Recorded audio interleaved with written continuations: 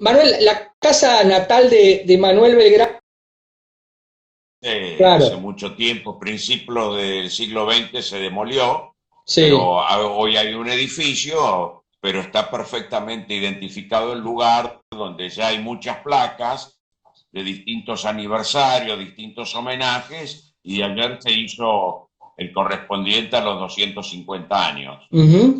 ¿Y qué, digamos, qué nos remite la figura de Manuel Belgrano a 200 años de su muerte? Porque yo lo que estoy viendo con todo esto del año belgraniano y todo lo que ha pasado en estos días, bueno, con llamado de los medios, con estas actividades que se están desarrollando, es que es un personaje que está muy vigente en muchos aspectos y que además genera un cariño muy grande por parte de la población en general. Debe ser uno de los próceres que más cariño genera, digo, ¿no? Más allá del respeto, la admiración que uno puede tener por estos personajes, Manuel Belgrano es una persona que genera simpatía en la población. Imagino que usted coincide un poco con esto. Sí, coincido totalmente. Primero porque yo recibo ese afecto. Pablo, Ujú, vos sabés claro. que es increíble que yo viajo bastante, invitado a distintos lugares, y es lo que te transmite la gente realmente. Lo que me dicen a mí es lo que sienten por Belgrano, no por mí. Ujú, O sea claro. que realmente para mí es muy satisfactorio porque vivo a él, ¿no es cierto? Y bueno, realmente yo creo que es un prócer que no tiene discusión, un prócer que sabe el sacrificio que hizo, ¿no es cierto? Un hombre que era realmente un intelectual, un estudioso, abogado, que tenía, digamos, prácticamente uno de los sillones más importantes de Buenos Aires como secretario perpetuo del Real Consulado, y que tanto hizo por su pueblo, desde el consulado, siempre pensando en el bienestar de sus paisanos, en el rol social de la mujer, creando escuelas como de náutica, de dibujo, de comercio, de agricultura, fomentando el comercio, la industria, el agro. Realmente fue un hombre de su época, pero con un pensamiento, primer periodista. Entonces todo eso tiene un impacto muy fuerte en las distintas sociedades de nuestro país, la sociedad económica, de abogados, ¿no es cierto?, de maestros, de intelectuales. Realmente fue un hombre, un académico. Él se sirvió de las principales fuentes de ese entonces, con su propia lengua, pues también estudió lenguas como el inglés, el francés, el italiano, seguramente lo ha aprendido de su padre y lo hablaba perfectamente, y él ha leído, estudiado todo eso y lo trajo a su tierra pensando en el bienestar de sus paisanos. Y eso ha transmitido sin ninguna duda un cariño muy profundo de todo el pueblo argentino.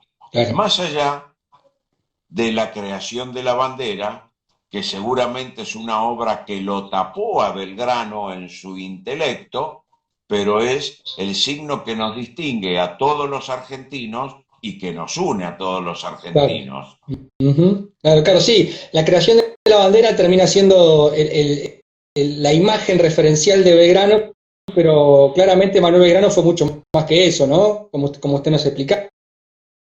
Estudiando, bueno, acá también haciendo trabajos de difusión sobre la obra de Belgrano, redescubrí un poco todo ese pensamiento económico que tenía Manuel Belgrano, porque fue un estudioso de la economía política, realmente como hubo pocos en la historia argentina, y uno puede entender y conocer que Belgrano tenía un proyecto estructurado de país, digamos, no era solamente un conjunto de ideas o algunas ideas que le habían llegado de Europa, ideas modernas, sino que él había traducido todo eso en un modelo económico productivo para el territorio de las Provincias Unidas o del Virreinato del Río de la Plata primero, después las Provincias Unidas. Él tenía una visión de conjunto de cuál tenía que ser el modelo económico, con esta idea de la agricultura, la industria y el comercio, el desarrollo de las comunicaciones. O sea, que había una visión general de Manuel Belgrano, pero a mí lo que me llamó mucho la atención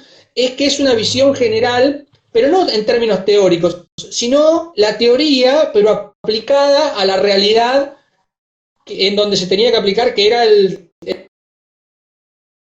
Vos fíjate que Belgrano, si bien no hizo una doctrina, no fue un hombre doctrinario en cuanto a economía, pero tampoco fue un dogmático del liberalismo, no fue un dogmático de la fisiocracia, de los mercantilistas italianos, sino que fue un hombre que juntó todo eso, que claro. quería explicar lo mejor del mercantilismo, lo mejor de la fisiocracia, lo mejor del liberalismo en su territorio. Claro. Creo que esa es la visión de Belgrano, y eso es lo convierte en un verdadero estadista. Sí, El hombre que piensa qué territorio tengo, qué tengo para producir, qué tengo para hacer, qué tengo para exportar, y eso es qué tengo que hacer, cómo lo tengo que transformar, cómo puedo dar mano de obra, claro. cómo debo de educar a mi pueblo también. La educación entra en la parte de la economía, si no, no funciona. ¿Por qué? Porque necesito tener gente preparada para poder producir de la mejor manera. Vos fíjate que Belgrano era una de las personas que primero, cuando hablaba del desarrollo de la agricultura, hablaba también de la fertilización. Por ese entonces enmiendas, porque eran enmiendas naturales, Ujú, pero claro, ya hablaba de eso, para claro, tener claro. una mejor producción y una conservación del suelo. Ujú. Sí, bueno, inclusive ya está el primer antecedente o la primera legislación ambiental de la historia latinoamericana, que es justamente la protección de la yerba mate, lo cual muestra un poco lo avanzado que era en su pensamiento y lo amplio que era en la mirada económica que tenía. Sin ninguna duda, y bueno, el reglamento del pueblo de las Misiones realmente es un modelo de organización política Ujú, sumamente importante. Vos fijate que no solamente contemplaba justamente la protección de cultivos, sino que también se fijaba, y muy claro, en la protección del ciudadano, ¿no es claro. cierto? Porque él en Ujú, los pueblos originarios eran ciudadanos, es el primero que reconoce, tiene un gran reconocimiento y por eso hace ese reglamento donde es prácticamente una constitución, porque claro. trata los deberes y los derechos que tiene un ciudadano. Y eso justamente, bueno, es parte de lo que toma y lo menciona Alberdi en la Constitución, ¿no es cierto? Creo que es justamente muy importante por eso tan profundo que tiene ese reglamento, ¿no es cierto? Y bueno, Ujú, es un hombre de ciertos pensamientos que él, convirtiéndose un militar, justamente en la Revolución de Mayo, pues tuvo como vocal muy poca actuación, fue limitado un par de meses y salió de campaña al Paraguay, pero nunca perdió justamente su formación. Por eso fundó pueblos que existían poblaciones, pero le dio justamente el derecho jurídico que necesitaban, la forma jurídica para constituirse en pueblos organizados, como es Curuzucuatiá, Mandisoví, ujú. y donde estaba su escuela, su iglesia, la policía, y siempre con el pensamiento y la prioridad a los lugareños, que tenían los derechos a las tierras, a los terrenos, cómo debía ser el formato de un pueblo, en fin, le dio ese lugar jurídico que necesitaba para hacerlo. Claro, claro. Estamos hablando con el licenciado Manuel Belgrano, que es el presidente del Instituto Nacional. A todos los que están siguiendo este vivo de Instagram, les avisamos que si quieren hacer alguna pregunta pueden hacerlo. Voy a tratar de estar aquí de moderador un poco. Manuel, esto que hablábamos al ¿Se principio, ¿no? podrá subir un poquito el volumen? Sí, como no, le hablo más fuerte porque quizás por la distancia el teléfono no me escucha bien.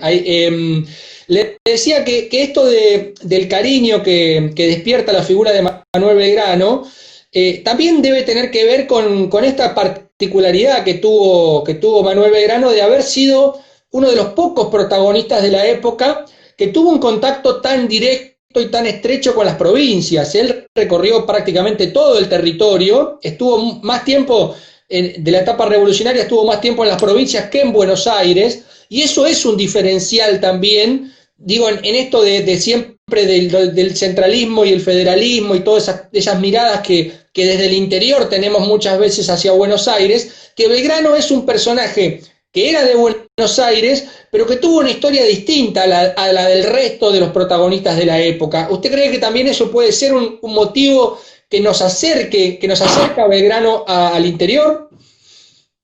Sin ninguna duda, es un excelente análisis, Pablo Cassés, porque es tal cual. A mí, que recorro mucho, me lo han dicho permanentemente.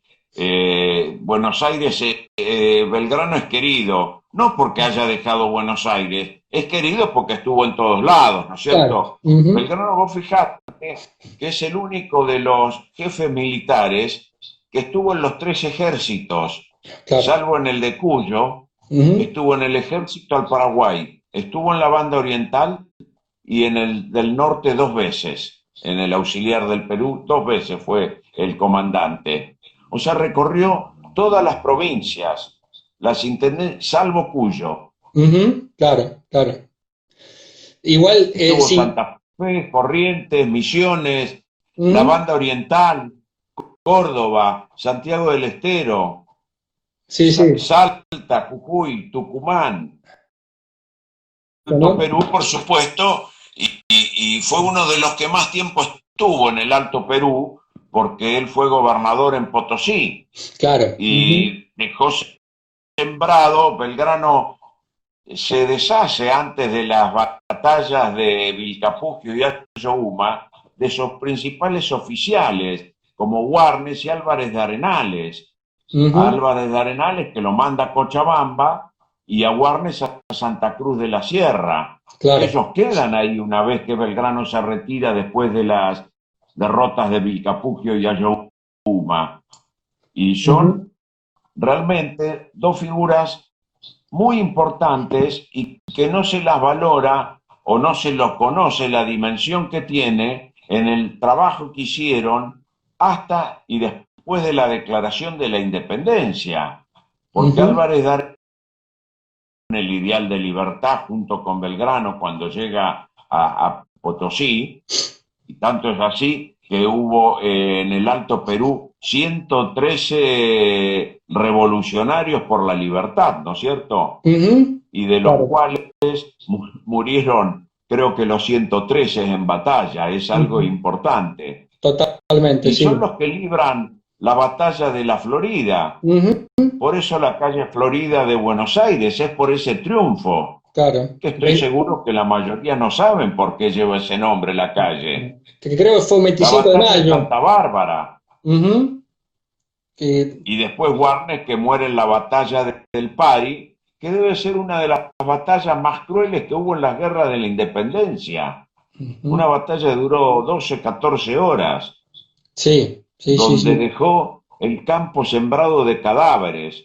O sea Ujú. que ellos reafirmaron, calcular, Pari fue en noviembre del 16. Hasta ese entonces todas esas batallas nosotros no las nombramos y son las que mantuvieron vivo el espíritu y que no pudieron los realistas, eran las fuerzas que debilitaban para que los realistas entren en el actual territorio nuestro, que era el objetivo de ellos para poder llegar a Buenos Aires, donde estaba constituido el gobierno. Claro, claro, claro. Ignacio Warnes, que es uno de los oficiales que lo acompaña en la campaña al Paraguay, de hecho, Por y supuesto, que fue un oficial destacadísimo de la Guerra de la Independencia, que como usted decía, por ahí no es tan conocido como otros, ¿no? era el ayudante de campo de Belgrano, era amigo personal de Belgrano, de la infancia, o sea, de Buenos Aires. Se conocían seguramente hayan estudiado capaz que en Santo Domingo o eran amigos la familia, porque él le toca escribir la carta a la madre de Warnes y lo escribe por la amistad que Claro, existía en informarle a la madre porque no podía creer que haya sido muerto en la batalla. claro, claro. Manuel, acá las personas que nos están siguiendo nos están haciendo llegar algunas preguntas. Por ejemplo, Raquel Febersani, que pregunta si puede hablar de Belgrano en Misiones. Algo estuvimos hablando, pero yo le quería preguntar específicamente ¿por qué Belgrano, por qué es enviado Belgrano a Misiones en forma tan temprana? Porque yo le cuento, acá en Misiones solemos creer que tenemos una historia nueva, corta, somos una provincia joven, pero en realidad tenemos una historia mucho más larga y cuando empezamos a conocer esa historia, nos damos cuenta que el primer lugar al que viene Belgrano es acá, a esta región, a Misiones, al Paraguay. ¿Por qué se decide el envío de esa fuerza para esta región y por qué pasa por Misiones? ¿Qué lo trae a Belgrano a esta región?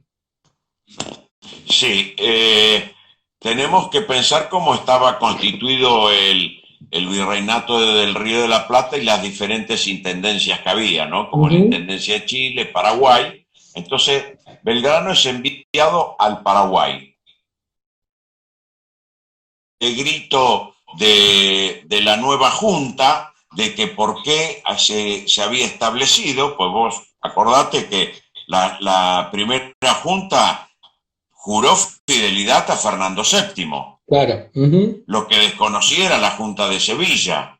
Claro. Entonces iba a llevar esa nueva propuesta al Paraguay.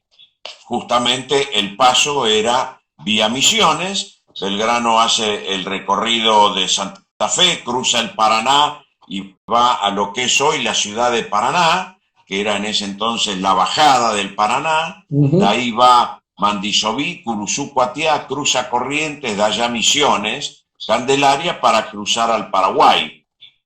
Y por eso su llegada a Misiones, porque lo definitivo era llegar a Asunción, tener un diálogo y tratar de convencer de que adhieran al gobierno patrio, explicar lo que había sucedido.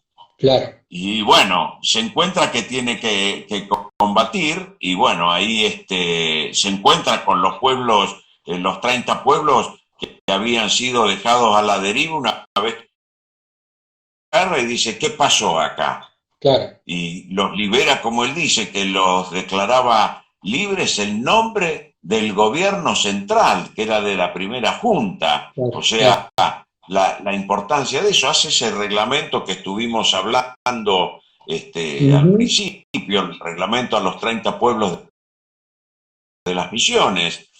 Y esa campaña al Paraguay, si bien no tiene un triunfo militar, pero creo que sí tuvo el triunfo de la libertad, de las ideas, ¿verdad? Era un hombre de ideas. Y él logra dialogar con Cabañas y lo logra convencer. Tanto es así que al poco tiempo Belgrano tiene que volver. 2 veces Belgrano va.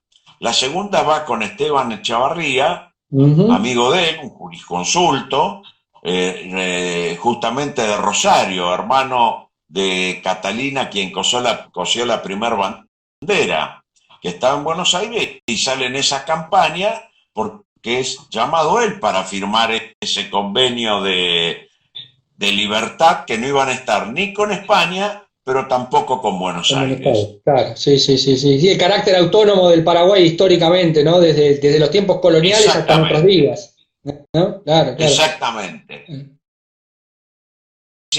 Que justamente tiene el Belgrano por las Misiones, que si bien el fin era el Paraguay, pero pasó por Misiones, donde ahí es histórico el reglamento a los 30 pueblos.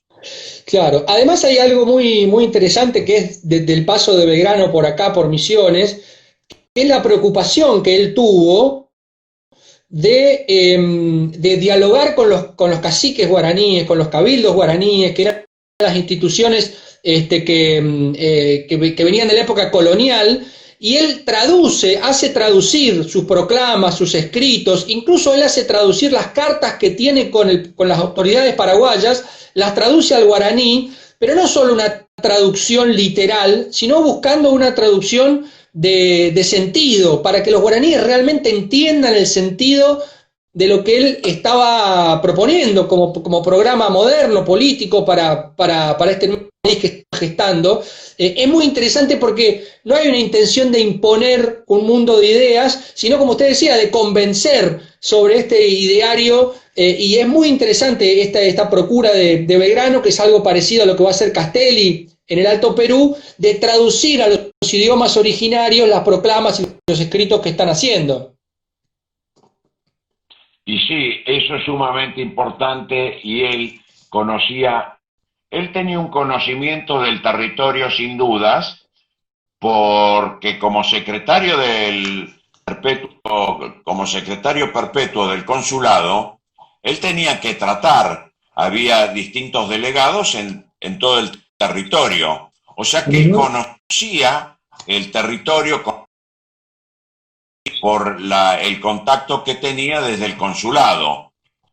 Y él, vos fíjate que él también es uno de los que induce a que la proclama de lo que es la declaración, el acta de la Declaración de Independencia también se traduzca al guaraní, que se traduzca al quichua, al aymara. ¿Por qué? Porque la mayoría del territorio eran pueblos originarios, la mayor cantidad de habitantes, y él no los excluyó, al contrario, los quería incluir a un mundo más moderno, nada más que eso. Y realmente tuvo una llegada muy profunda, justamente con los pueblos originarios de la zona de las Misiones, de Corrientes, del Paraguay, y así en todos los lugares donde él tuvo muchísimo contacto. Hay un caso característico que es el cacique Cumbay, que lo va a ver a él con todos sus guardas de flecheros, y que lo mira serio, 10.000 flecheros. O sea, hay que tomar en cuenta lo que eran poner a disposición de 10.000 flecheros. Los ejércitos eran 1.000, 1.500, 2.000 cuando se juntaban muchos del territorio donde estaban, ¿no es cierto? Gente lugareña que se sumaba, y este hombre tenía 10.000 flecheros. Claro. O sea, da eso cuenta de lo que era la población originaria, ¿no? Claro, claro. El número. Claro, sí. Además, bueno, hay que pensar en la época, la población de pueblos originarios era la mayoría de la población. Los blancos eran muchos menos en comparación a la cantidad de guaraníes o de pueblos andinos que había en cuanto a número, ¿no? Era una necesidad de la revolución sumarlos, incorporarlos al proceso revolucionario, estos sectores. Claro que sí, era incluirlos a ese proceso revolucionario, y Belgrano los quería incluir, pero con derechos. El reglamento es eso, no es una inclusión de un sometimiento, no, todo lo contrario, con sus derechos y la libertad como él lo otorga. Él dice, vengo a otorgarles la libertad. Claro, que estaban sometidos a las diferentes explotaciones coloniales que existían por entonces. Exactamente. Estamos hablando con el licenciado Manuel Belgrano, presidente del Instituto Nacional Belgraniano, en este inicio de las charlas belgranianas que propone el Parque del Conocimiento. Acá nos llega una consulta que tiene que ver con esto también de incorporar a los sectores que estaban tradicionalmente relegados. Nos pregunta Luis Estivala, dice, ¿de dónde surge en Belgrano esa importante consideración y valoración de la mujer? Además, bueno, toda la prédica de Manuel Belgrano por la necesidad de educar a las mujeres, algo que prácticamente ninguna mujer de la época podía hacer. ¿Dónde radicaba, dónde se fundamenta ese espíritu de Belgrano de incorporar a las mujeres y darle un reconocimiento que no tenían en la época? Bueno, yo creo que justamente eso es una persona que tiene visión, que tiene una visión del conjunto del todo de una sociedad, de un humanista como era él, que había sido formado en la Universidad de Salamanca y Valladolid, donde tiene conocimientos realmente y un aporte humanista sumamente de las guerras de la independencia. Él decía justamente, la mujer tiene que tener los mismos conocimientos e inclusive educarse más que el hombre, porque es la que está en contacto con mayor permanencia con sus hijos y es el que lo forma a los hijos. Entonces tiene que ser una persona instruida, educada, no tiene que relegarse a estar solamente en su casa y al ocio, sino al contrario, es la que forma a los futuros ciudadanos de la dirigencia, o sea que es la primera que tiene que estar formada. O sea, creo que es ese aspecto que él lo veía como una sociedad en todo. ¿Y por qué la mujer tiene que estar relegada? Claro. Era un pensamiento extremadamente moderno, ¿no? Exactamente. Bueno, por eso muchas veces decimos que Belgrano, un estadista, que todos sus pensamientos tienen aún vigencia hoy. Y justamente este del rol social de la mujer, y bueno, vaya si tiene hoy un pensamiento moderno que cada más luchamos y en general porque las mujeres tengan los mismos derechos, ¿no es cierto?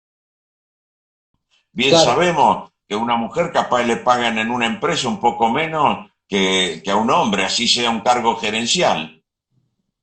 Ujú, exactamente.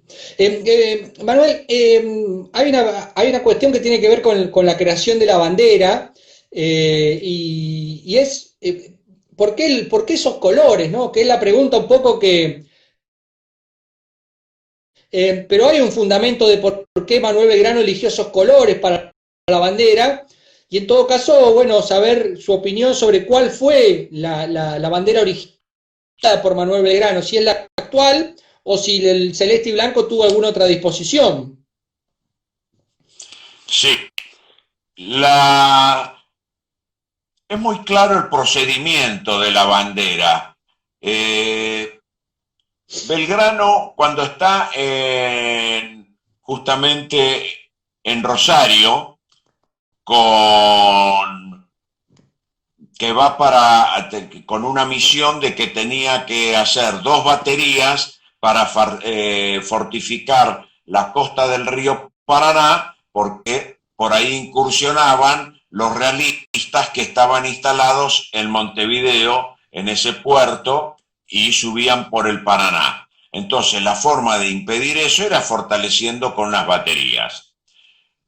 Y el 13 de febrero se le manda una carta al triunvirato pidiéndole el uso de una escarapela, que era la distinción que usaban los soldados, porque tomemos en cuenta que en ese entonces la lucha era cuerpo a cuerpo. Uh Entonces, -huh. como se distinguían con una escarapela, y ellos tenían la misma que tenía el ejército realista, la escarapela roja.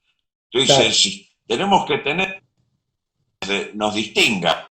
Y el triunvirato, el día 18 de febrero, contesta que tenía un celeste.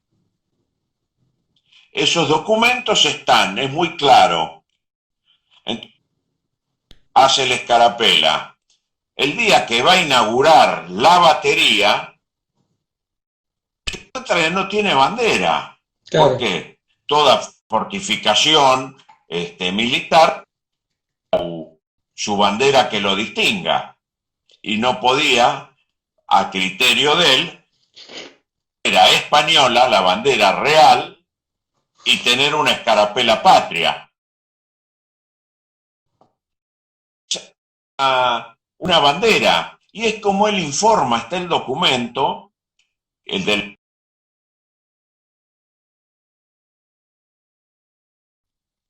muy claro, y donde dice necesidad de enarbolar bandera y no teniéndola, la mandé a hacer blanca y celeste conforme los colores.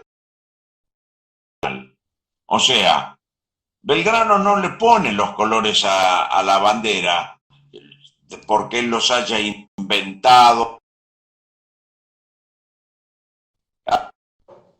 Puede ser muy romántico, pero que sale de la realidad. La realidad Claro. es que Claro, claro. la primera junta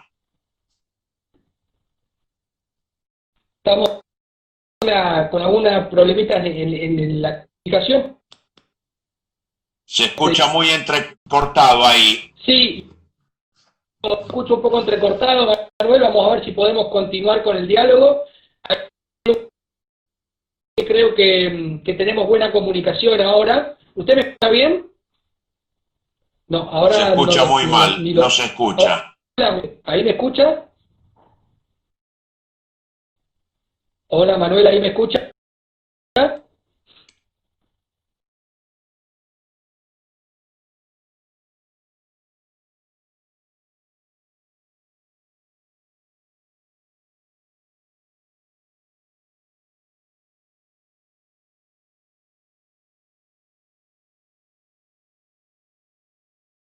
que está dialogando con nosotros en estas charlas belgranianas del Parque del Conocimiento. Vamos y bueno, justo se nos cortó la charla, pero pudimos dialogar durante más de 40 minutos con el presidente del Instituto Nacional Belgraniano, don Manuel Belgrano, a quien le agradecemos la disposición para poder conversar con nosotros. Por supuesto que nos quedaron un montón de temas pendientes y la posibilidad de seguir charlando sobre este tema. Pero bueno, esta fue la primera de las charlas belgranianas organizadas por el Parque del Conocimiento.